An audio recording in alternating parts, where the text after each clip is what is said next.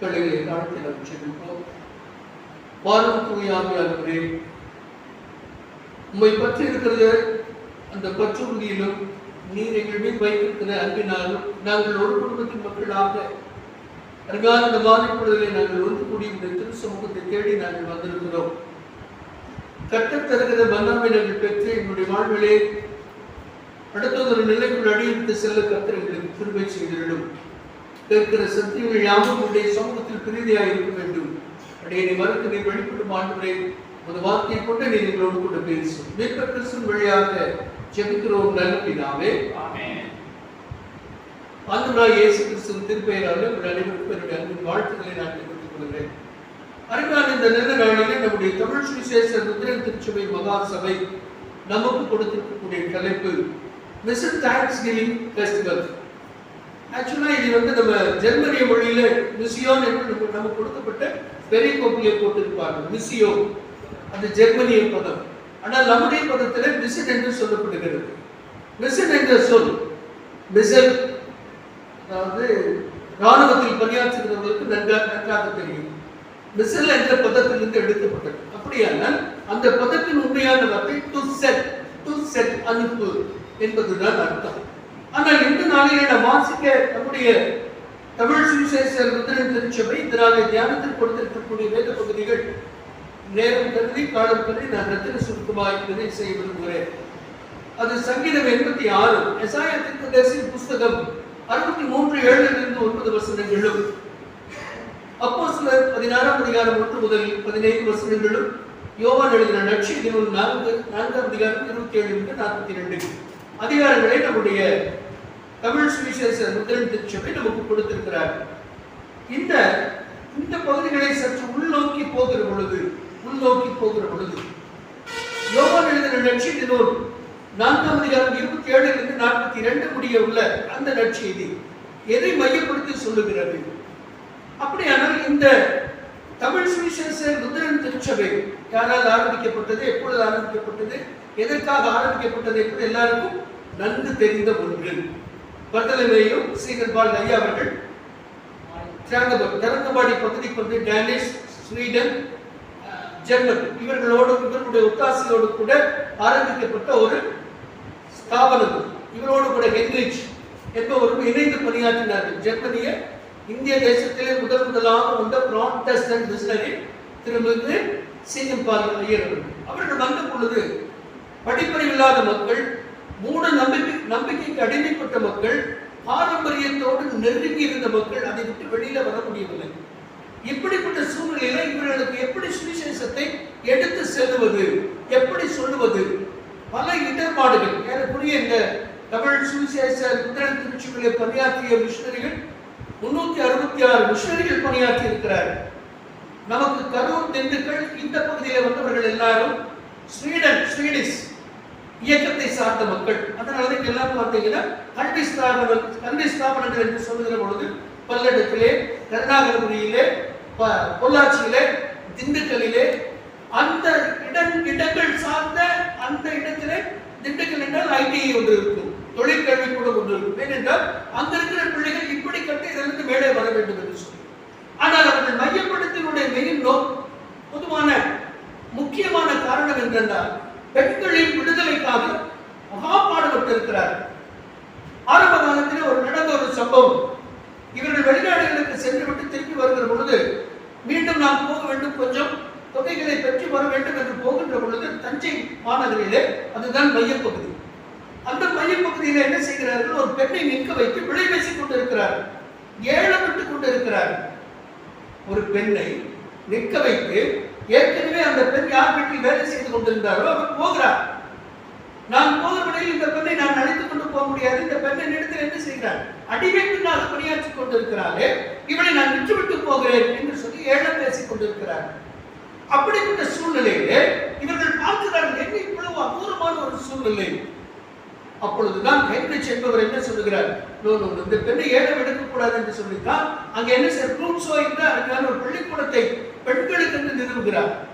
இன்றும் அந்த இடத்துல இருக்கிறது. இப்படி இவர்கள் ஆரம்பித்த பெண் விடுதலைக்காக, பெண் கல்விக்காக ஆரம்பிக்கப்பட்ட கல்வி ஸ்தாபனங்கள் அநேகம் இருக்கிறது. அப்படியானால் இன்று நம்முடைய வாழ்விலே இருக்கின்ற கல்வி ஸ்தாபனங்கள் எப்படி ஓடிக்கொண்டிருக்கிறது, மருத்துவ எப்படி ஓடிக்கொண்டிருக்கிறது, சமூகத்திலே சோசியல் ஒர்க் சமுதாய சேவை எப்படி ஓடிக்கொண்டிருக்கிறது என்று பார்க்கிற பொழுது அநேக நேரங்களிலே நம் மனதிற்குள் என்ன ஓடும், நாம் இணைந்து செயல்படலாம் என்ற எண்ணங்கள் ஓடும். அங்கே இருக்கிற திருச்சபைகள் அவர்களுக்கு ஏற்றபடி செய்கிறார். இப்படி செய்து கொண்ட இந்த பணிகளிலே இப்ப நான் நின்றுட்டு இந்த குறிப்பிட்டு கூட எத்தனை வருஷம் ஆட்சி போட்டிருக்காங்க, 150 வருடங்கள் பழமையான ஒரு குறிப்பிட்ட நான் நின்றுட்டு இருக்கிறேன். கர்த்தர் எனக்கு கொடுத்த ஒரு பாக்கியமா கூட நான் நினைக்கிறேன். சரி, எத்தனை பேர் கிடைக்கிற பாக்கியம் இருக்கார். ஏனென்றால் அன்றைய காலங்களிலே மிஷனரிமார்கள் பயன்படுத்திய ஒன்றிலே நான் நிற்கிறேன் என்றால் அது சற்று கடினமான ஒன்று. என்னையும் மிஷனரி அவர்கள் தான் என்னை படிக்க வைத்தார். திருமதி ஜாய்ஸ் உல்லா, இங்கிலாந்து நாட்டை சார்ந்தவர்கள், சமீபத்திலே தான் பெங்களூர்ல இறந்து போனார்கள்.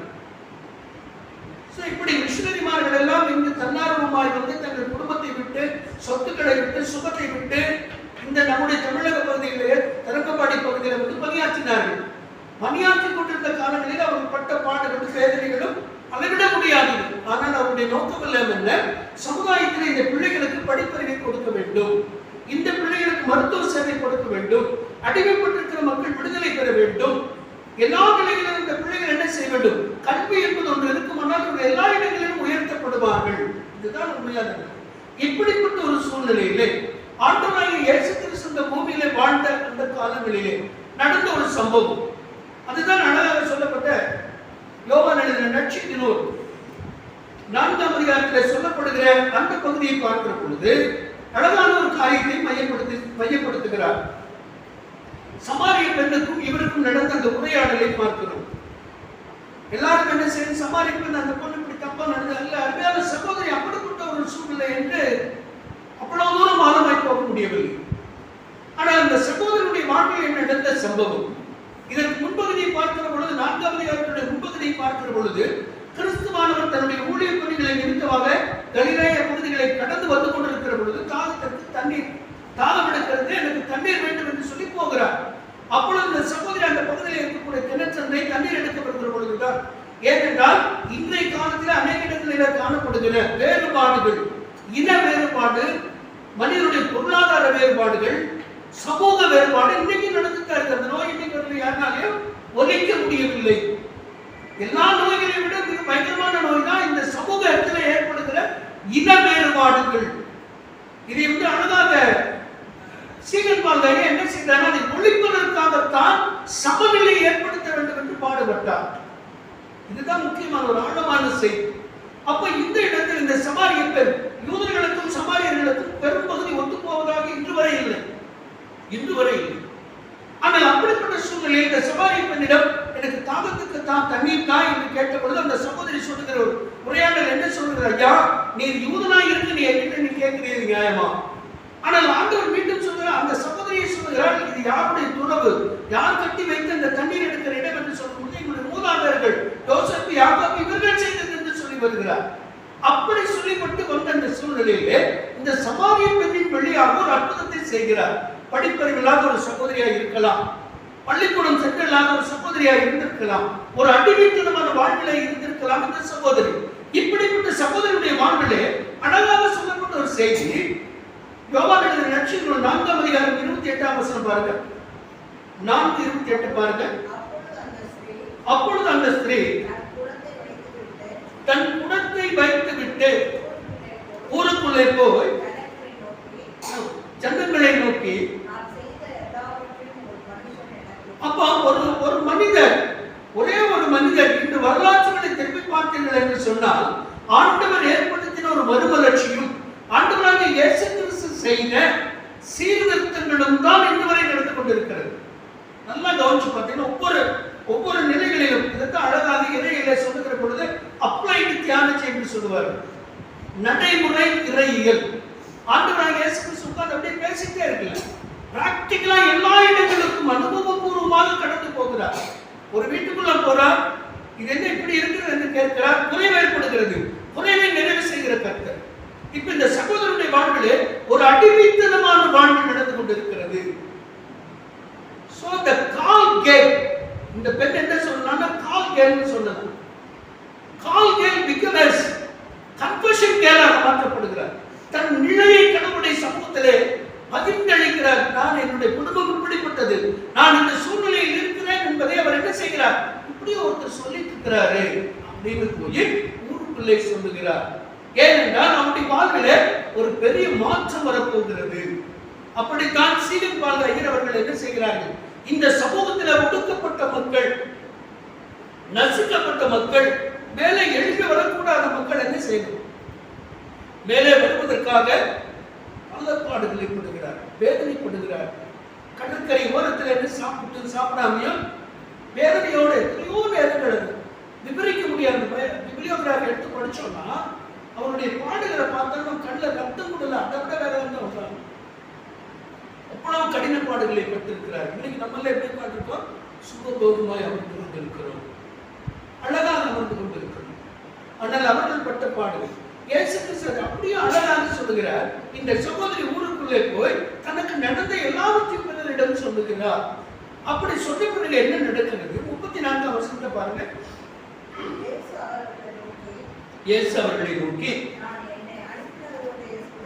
அப்ப இந்த இடத்தில் சீடர்கள் எல்லாம் என்ன சொல்லுகிறார், திரும்பி வந்த பிறகு ஐயா ஏதாவது ஒண்ணு சாப்பிடலாமே, இவர் இந்த பொண்ணு கூட என்ன பேசிட்டு இருந்தார் என்றதெல்லாம் கூட அவங்க மையப்படுத்தல. அவர்கள் என்ன சொல்லுகிறார்கள், ஐயா ஏதாவது சாப்பிடலாமே. அப்போது அவர் சொல்லுகிறார், ஐயா நீங்க எல்லாம் பேசுற சீசன்ல நோடு இருக்கிறீங்க, உங்களுக்கு என்ன ஆகுது, பசி. இன்னைக்கு நம்ம பசி வந்து என்ன பண்றோம், சாப்பிட்றோங்கிறத விட இன்னொன்று என்னங்க, பறக்கிறோம் பறக்கிறோம். பசி சாப்பாடு செய்யணுமா இல்லையா? பிராக்டிகலா பேசினா, அனுபவபூர்வமாய் பேசுற போது அதுதான் நடக்கிறது. ஆனால் ஆண்டவராகிய இயேசு கிறிஸ்து என்ன சொல்லுகிறார், அழகாக சொல்லுகிற பொழுது, ஐயா இப்ப சாப்பாட்டை பத்தி பிரச்சனை இல்லை, எனக்கு எது சாப்பாடு, என்னை அனுப்பினவர்களுடைய சித்தத்தை நாம் நிறைவேற்ற வேண்டும். அப்படியானால் நம்முடைய வாழ்விலே நம்மை அழைத்திருக்கிற ஆண்டவரின் சித்தத்தை நாம் நிறைவேற்றுகிறோமா? சற்று யோசிக்கிறோம். இன்னைக்கு நம்ம திருச்சபைக்கு வர எல்லாரும் வர்றாங்க, ரொம்ப நல்லா இருக்குது, மகிழ்ச்சியா இருக்குது. ஆனால் எதற்கு வருகிறோம், பாரம்பரியமாக எல்லாரும் போற வேகத்தில் நமக்கு வச்சுக்கிறோமா, அல்லது என்னுடைய வாழ்வில் மாற்றத்தோடு நான் உள்ளே வருகிறேன்னா? ஆண்டவர் அங்கிருந்து கொண்டு நம்ம என்ன திருப்பிடத்தின் அமர்ந்திருக்கிற நம்முடைய வாழ்விலே ஆண்டவர் ஒரு பெரிய மாற்றத்தை ஏற்படுத்த விரும்புகிறார். இதைத்தான் சீகன் பால் ஐயர் அவர்கள் அழகாக செய்தார். அதை ஆண்டவர் கற்றுக் கொடுத்த காரியத்தை தெளிவாக செய்து முடித்தார். அப்ப இன்று நம்முடைய வாழ்விலே நாம் எப்படிப்பட்ட மாற்றங்களை நாம் செய்து கொண்டிருக்கிறோம் அதை நம்ம பார்க்கணும் இல்லைங்களா? அப்ப இந்த சகோதரனுடைய வாழ்விலே நடந்த அந்த சம்பவத்தை மையப்படுத்தி வருகிற பொழுது சீசர்கள் ஐயா ஏதாவது சாப்பிடலாமே, இருக்குமே. அப்பொழுது தெளிவாக சொல்லுகிறார், நான் வந்ததின் நோக்கம் என்னை அனுப்பின கடவுளுடைய சித்தத்தின்படி செய்வதுதான் எனக்கு உணவு. எனக்கு உணவு. இன்னைக்கு நம்ம அநேக நேரங்களிலே நாம் பணியாற்றுகிற இடங்களிலே நமக்கு அசைன் பண்ற ஒர்க்க நேர்த்தியை செய்து பசி வருங்களா? நான் வேலை செஞ்சுட்டே இருக்க பசி வந்ததே எனக்கு தெரியல. இருக்காங்க நிறைய காலேஜில் ஒர்க் பண்றவங்க, ஸ்கூல்ல ஒர்க் பண்றவங்க எல்லாம் பார்த்தீங்கன்னா பாடம் நடத்துறதுல அப்படியே போயிட்டு பசங்க நல்லா கேட்கலாம், தூங்குறாங்க இல்லையா அடுத்த விஷயம். கடைசி பெண்ணு ஒரு தூங்குமா, முதல் பெண்ணு கேட்குற மாதிரியே தூங்கிட்டு இருப்பாங்க, அதெல்லாம் கூட அடுத்த விஷயம் இல்லைங்களா? நமக்கு நிறைய நேரத்தில் ஐயர் ஏதோ பேசிட்டே இருக்காரு, பேசுறாரு. நமக்குள்ள என்ன வரும்போது சோர்வு நமக்குள்ள வர்றது இயற்கையான ஒன்று, அது ஒண்ணுமே செய்ய முடியாது. அப்போ ஆனாலும் அந்த இடத்துல இடையில கேள்வி கேட்கிறாங்க இல்லைங்களா? கேள்வி எடுத்து அதை கழிச்சுக்கிறாங்க, அதுவும் நடக்குதா இல்லைங்களா? நடந்துதான் இருக்கு. அப்ப இந்த இடத்தில் ஆண்டவர் என்ன செய்ய இந்த சகோதரனுடைய வாழ்வில் ஒரு பெரிய மாற்றத்தை ஏற்படுத்துகிறார். தெளிவாக ஒரு காரியத்தை மையப்படுத்துகிறார். 35ஆம் வசனத்தை பாருங்க. அறுப்பு காலம் வருகிறதுக்கு 3 மாதம் செல்லுமே, 6 மாதம் செல்லுமே.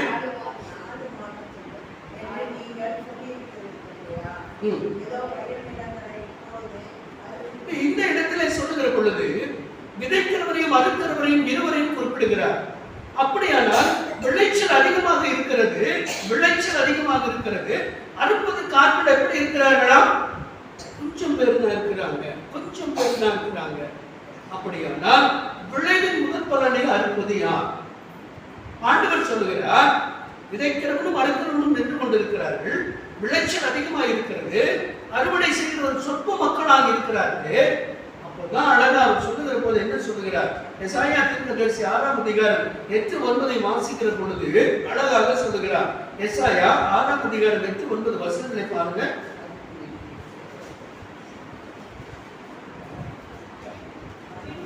பின்பு யாரை நான் அனுப்புவேன்? யார் நமது காரியமாய் போவான் என்று ஆண்டவருடைய சத்தம். இப்ப இங்கு ஆண்டவர் நம்மை பார்த்து சொல்லுகிற காரியம், விளைச்சல் அதிகமாக இருக்கிறது. என் நற்செய்தியை கேட்பதற்காக, என் வார்த்தைகளை நான் தருகிற ஆசீர்வாதத்தை பெற்றுக் கொள்வதற்காக அநேக ஜனங்கள் காத்து நிற்கிறார்கள். ஆனால் அறுப்பதற்கு என்ன செய்யறாங்க? ஆட்கள் இல்லை, ஆட்கள் இல்லை என்று அவர் தெளிவுபடுத்தி சொல்லுகிறார். அப்படியானால் இன்று நம்முடைய வாழ்விலே ஆண்டவர் நம்மிடம் எதிர்பார்ப்பது என்ன? ஒரு கேள்வி இல்லையா? இரண்டே வார்த்தையில சொல்ல போனோம்னா ஒரு வார்த்தை சொல்லலாம், send and to be sent. Send and to be sent. அனுப்பு, அனுப்பப்படு.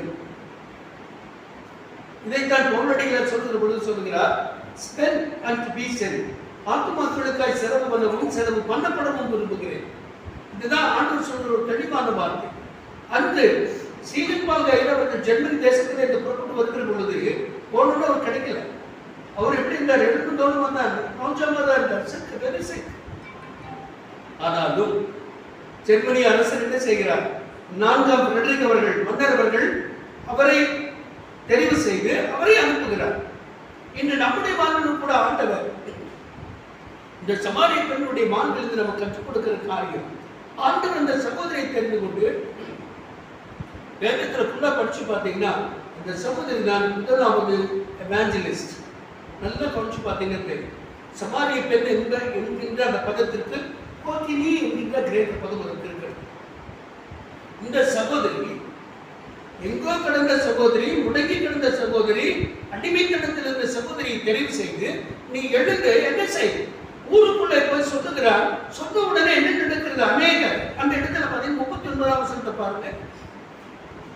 39ஆம் வசனம், யோவான் 4ஆம் அதிகாரம் 39 பாருங்க.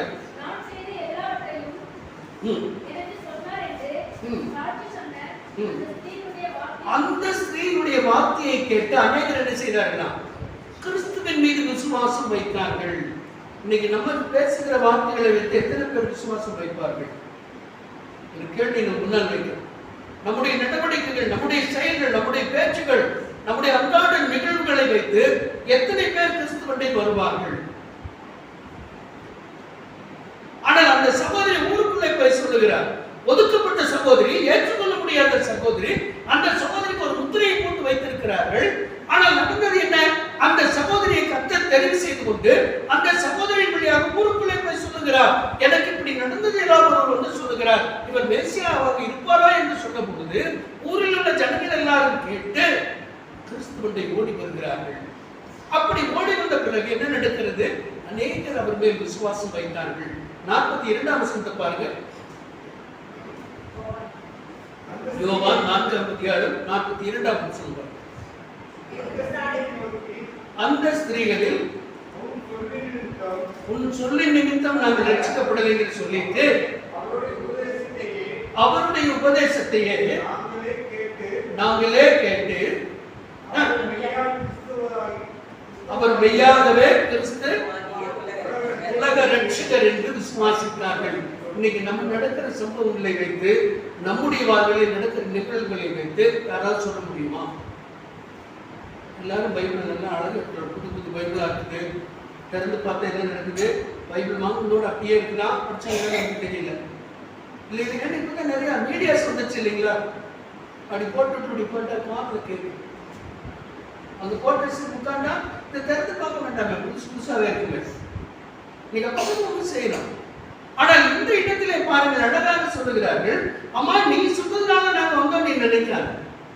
நீங்க அநேக அந்த 30 வருஷத்துக்கு இதுக்கு விடைப்பட்ட காரியத்தை பார்க்கிற பொழுது ஒரு விளம்பரம் உள்ளே வந்து கொண்டிருக்கிறது.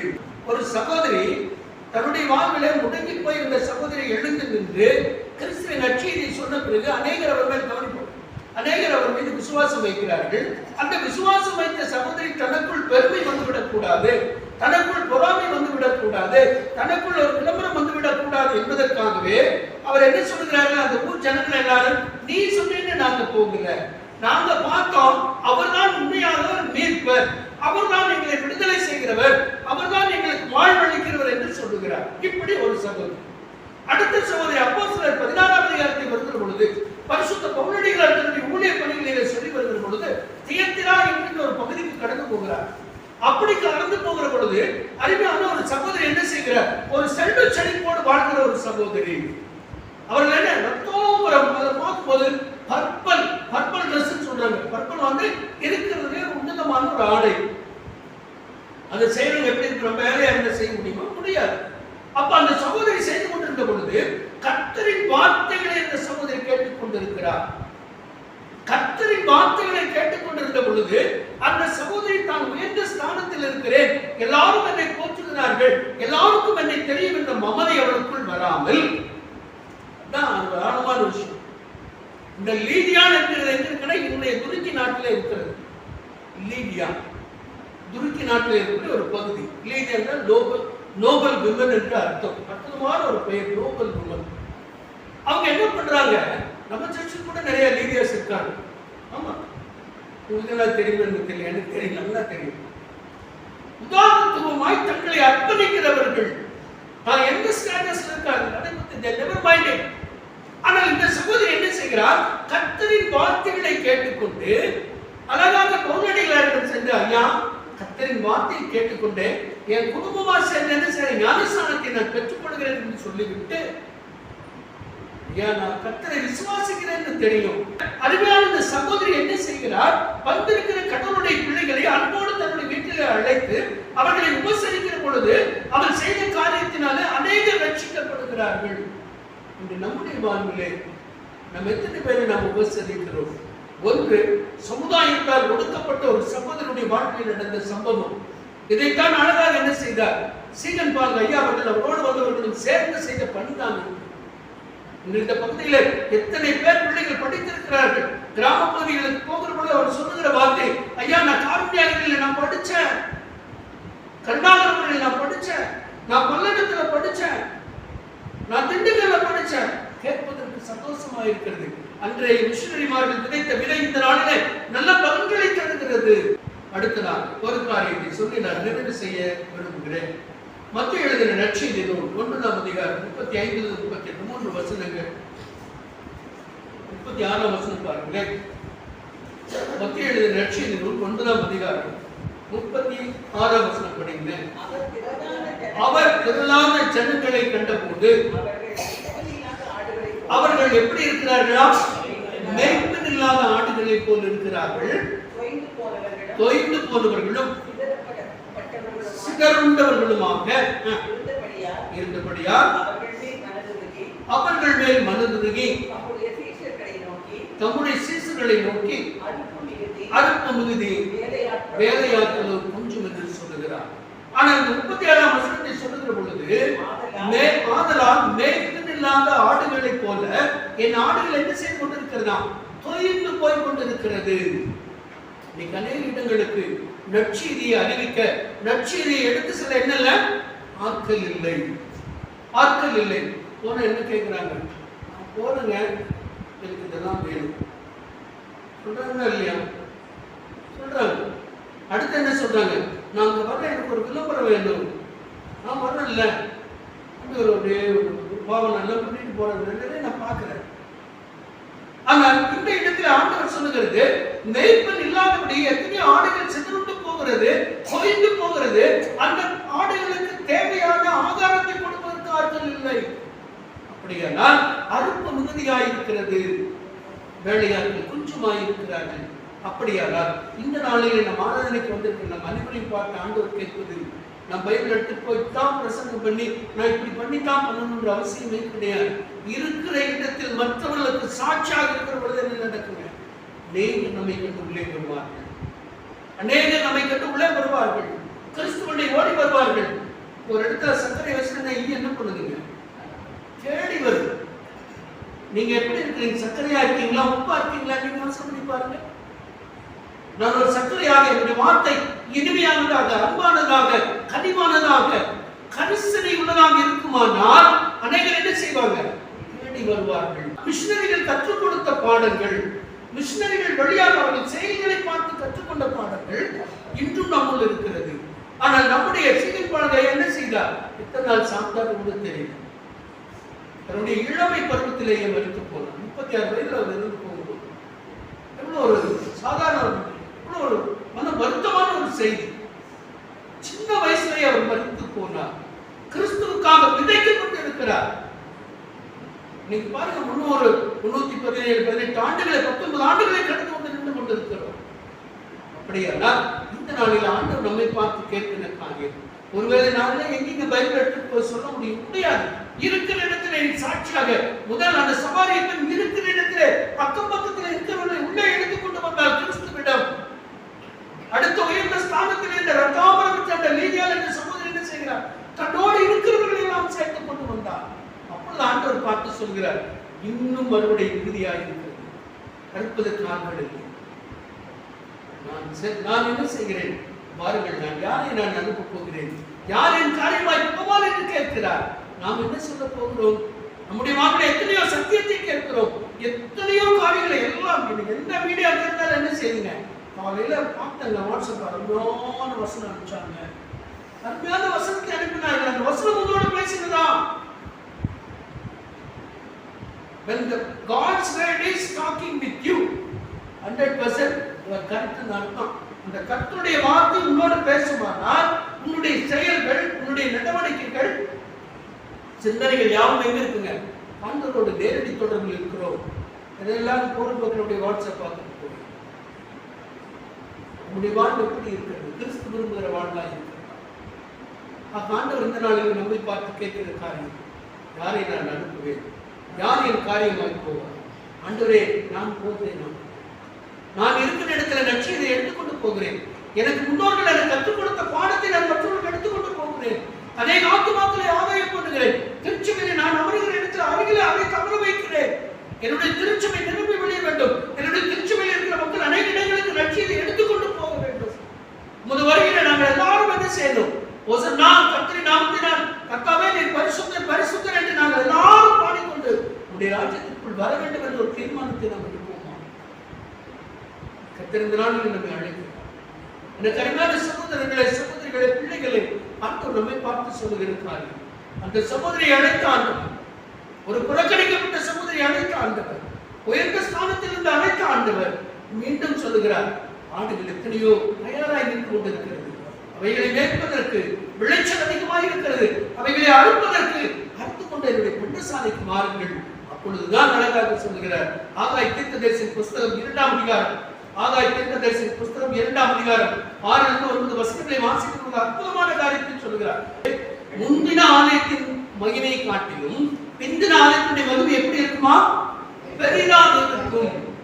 அப்ப இந்த நாட்களிலே நற்செய்தி நாம் பெற்றுக்கொண்ட நன்மைகளே அநேக இடங்களுக்கு எடுத்து செல்லுகிற பொழுது கேட்டதா சும்மா போயிருவாங்கன்னா, வாங்க நம்ம போய் பார்க்கலாம், என்னதான் சொல்றாங்க பார்க்கலாமே, நம்ம தான் எடுத்துட்டு போலாமே, நம்ம அந்த சர்ச்சுக்குள்ள போய் பார்ப்போம், எனக்கு ஆண்டவர் உதவி செய்வார், எனக்கு இது செய்வார் என்று உள்ளே வருகிற பொழுது கிறிஸ்துவினுடைய மகிமை நேரடியாக கண்டு என்ன செய்வார்களாம்?